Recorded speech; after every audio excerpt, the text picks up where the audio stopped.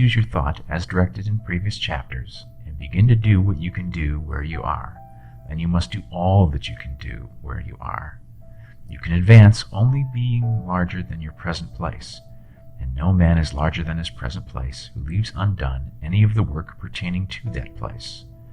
The world is advanced only by those who more than fill their present places. If no man quite filled his present place, you can see that there must be a going backward in everything. Those who do not quite fill their present places are dead weight upon society, government, commerce, and industry. They must be carried along by others at a great expense. The progress of the world is retarded only by those who do not fill the places they are holding. They belong to a former age in a lower stage or plane of life, and their tendency is toward degeneration. No society could advance if every man was smaller than his place. Social evolution is guided by the law of physical and mental evolution. In the animal world, evolution is caused by excess of life. When an organism has more life than can be expressed in the functions of its own plane, it develops the organs of a higher plane, and a new species is originated. There never would be any new species had there not been organisms which more than filled their places. The law is exactly the same for you. Your getting rich depends upon you applying this principle to your own affairs. Every day is either a successful day or a day of failure, and it is the successful days which get you what you want. If every day is a failure, you can never get rich, while if every day is a success, you cannot fail to get rich.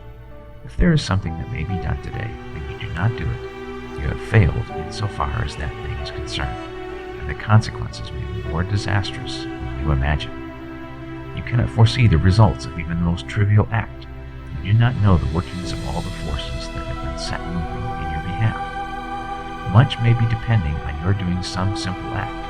It may be the very thing which is to open the door of opportunity to very great possibilities. You can never know all the combinations which Supreme Intelligence is making for you in the world of things and of human affairs. Your neglect or failure to do some small thing may cause a long delay in getting what you want. Do, every day, all that can be done that day. There is, however, a limitation or qualification of the above that you must take into account. You are not to overwork, nor to rush blindly into your business in the effort to do the greatest possible number of things in the shortest possible time. You are not to try to do tomorrow's work today, nor to do a week's work in a day.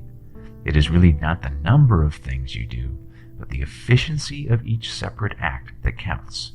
Every act is, in itself, either a success or a failure. Every act is, in itself, either effective or inefficient. Every inefficient act is a failure, and if you spend your life in doing inefficient acts, your whole life will be a failure. The more things you do, the worse for you if all your acts are inefficient ones. On the other hand, every efficient act is a success in itself, and if every act of your life is an efficient one, your whole life must be a success. The cause of failure is doing too many things in an inefficient manner and not doing enough things in an efficient manner. You will see that it is a self-evident proposition that if you do not do any inefficient acts, and if you do a sufficient number of efficient acts, you will become rich. If, now, it is possible for you to make each act an efficient one, you will see again that the getting of riches is reduced to an exact science, like mathematics. The matter turns then on the questions whether you can make each separate act a success in itself. And this you can certainly do. You can make each act a success because all power is working with you, and all power cannot fail. Power is at your service. To make each act efficient, you have only to put power into it. Every action is either strong or weak, and when every one is strong, you are acting in a certain way which will make you rich. Every act can be made strong and efficient by holding your vision while you are doing it, and putting the whole power of your faith and purpose into it. It is at this point that people who fail who separate mental power from personal action. They use the power of mind in one place and at one time, and they act in another place and at another time. So their acts are not successful in themselves. Too many of them are inefficient. But if all power goes into every end, no matter how commonplace, every act will be a success in itself. And as in the nature of things, every success opens the way to other successes, your progress towards what you want, and the progress of what you want towards you, will become increasingly rapid. Remember that successful action is cumulative in its results. Since the desire for more life is inherent in all things, when man begins to move towards larger life, more things attach themselves to him, and the influence of his desire is multiplied. Do, every day, all that you can do that day, and do each act in an efficient manner. In saying that you must hold your vision while you are doing each act, however trivial or commonplace, I do not mean to say that it is necessary at all times to see the vision distinctly to its smallest detail. It should be the work of your leisure hours to use your imagination on the details of your vision, and to contemplate them until they are firmly fixed upon memory. If you wish speedy results, spend practically all of your spare time in this practice.